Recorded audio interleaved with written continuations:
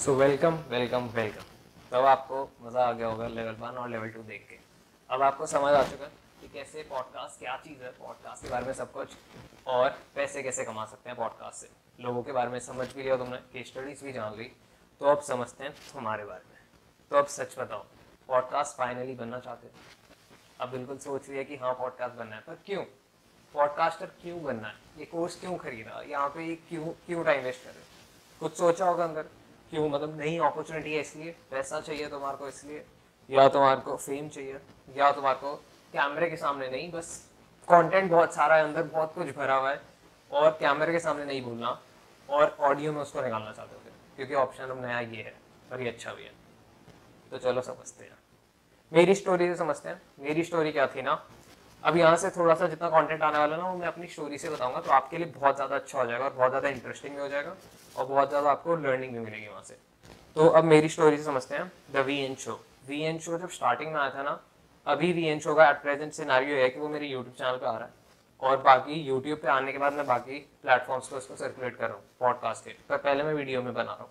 फिर उससे पहले मैंने कैसे बनाया था, मेरे पास डॉक स्टोर के टाइम पर, अभी उस टाइम पे मेरे पास ये ऑफिस सेटअप नहीं था, मेरे पास ये जगह नहीं थी, मेरे पास ये स्टूडियो नहीं था।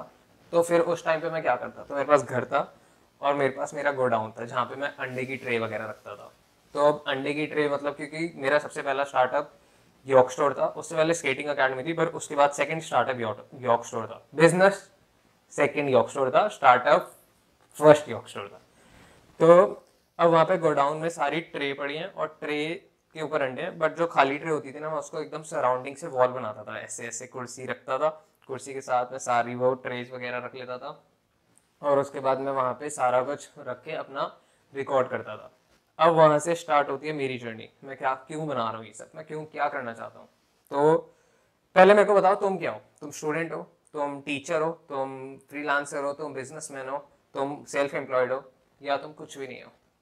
कुछ भी हो, अगर स्कूल गोइंग किड भी हो तो भी ठीक है, क्योंकि तुम पॉडकास्ट कर सकते हो। अगर मैं तुम्हारी जगह होता ना, अगर सपोज मैं बिजनेसमैन होता, मतलब मैं हूँ बिजनेसमैन, तो मैं अपने ब्रांड्स को प्रमोट करता इसके थ्रू। मैं यॉर्क स्टोर स्पेसिफिक पॉडकास्ट निकालता जहाँ पे मैं जितने भी एग डीलर्स हैं या उन सबको बुलाता उनसे और फिर ऑडियंस का रिव्यू लेता।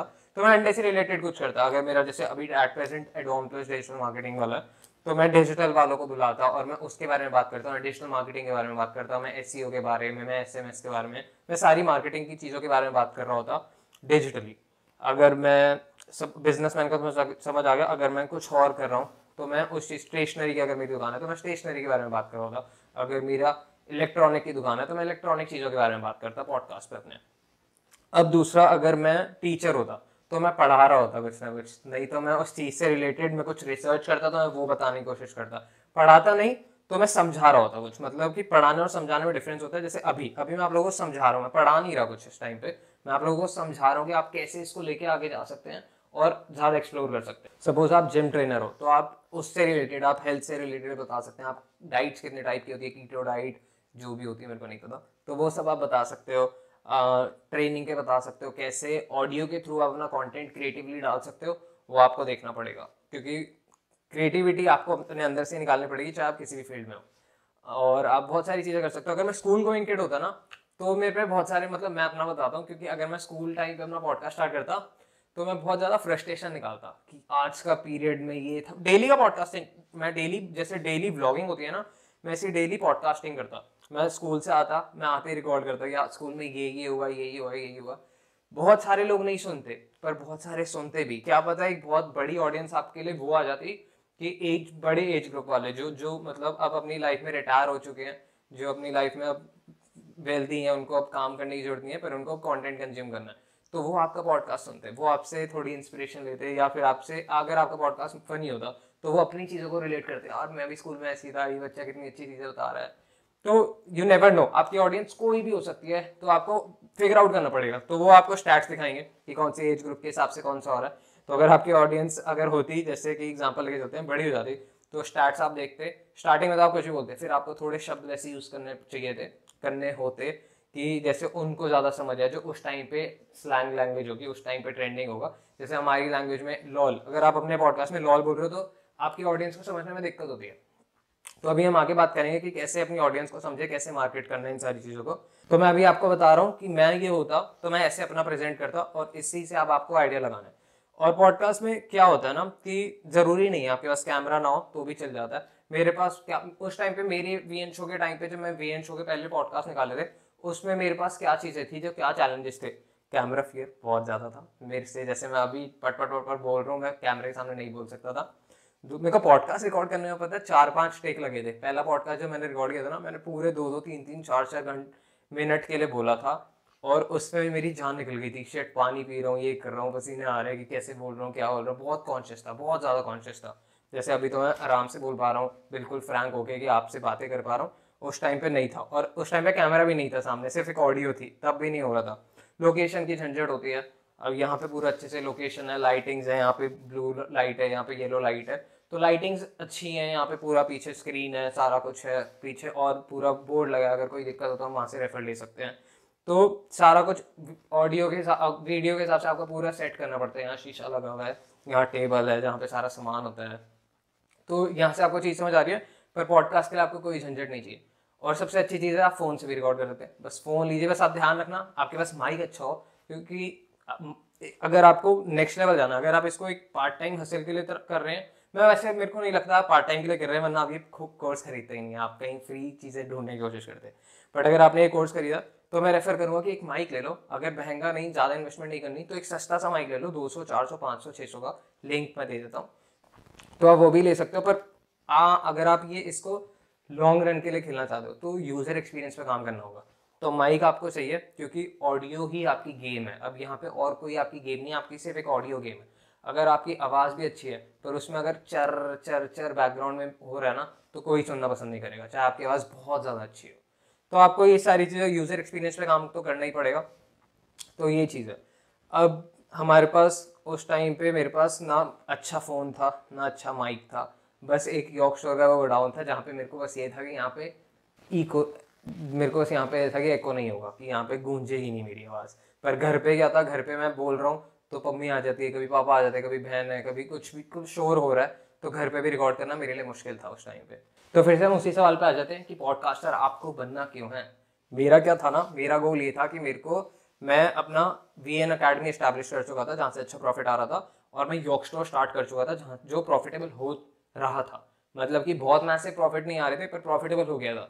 तो मेरे को इतना कॉन्फिडेंस आ गया था कि मैं बिजनेस में किसी और को इतना स्केल तो कर सकता हूँ कि वो अच्छा पैसा कमा सकता है, क्योंकि मैं वीएन स्केटिंग से अच्छा कमा रहा था, 3 ब्रांचेस थी मेरी उस टाइम पे, और यॉक स्टोर भी प्रॉफिटेबल हो गया था।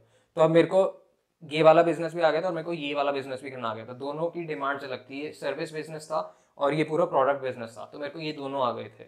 B2C कर रहा था मैं इसमें, और B2B और B2C इसमें दोनों कर रहा था। और यहाँ पे मैं थोड़ा टीचिंग वाला बिजनेस कर रहा था, लोगों को समझ रहा था, बच्चों को समझ रहा था एक्चुअली, और सर्विसेज बेच रहा था। तो यहाँ से मेरे को चीज़ें समझ आने लगी।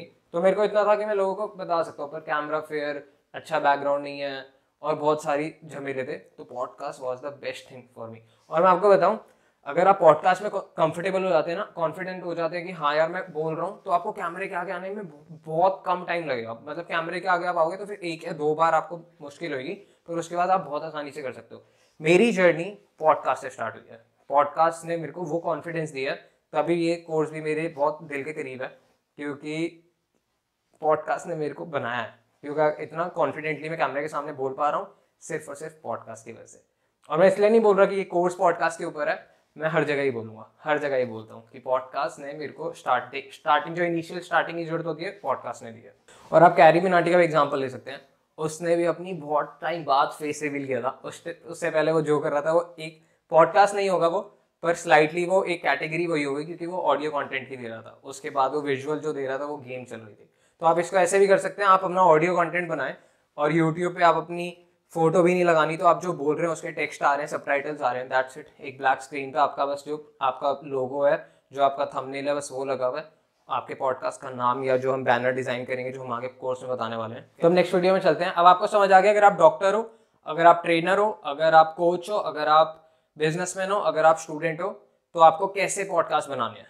आपको सिर्फ एक वैल्यू देनी है। मेरी वैल्यू ये थी, मैंने आपको जैसे बताया कि मैं वैल्यू ये दे रहा था कि मैं उस बंदे को, मैं बिजनेसमैन हूँ तो मैं उस एक बच्चे को या मैं किसी को बंदे को जिसको बिजनेस करना B2B या B2C या सर्विस बेस्ड बिजनेस, मैं उसकी हेल्प कर सकता हूँ।